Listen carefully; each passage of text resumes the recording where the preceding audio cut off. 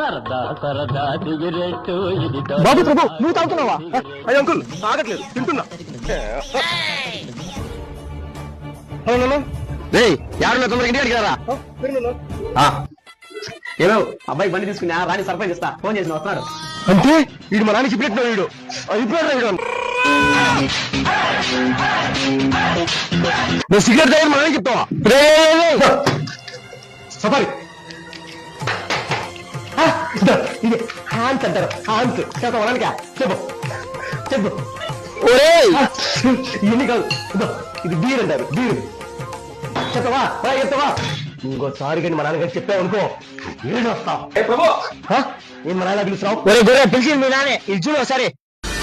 చచ్చినావురా.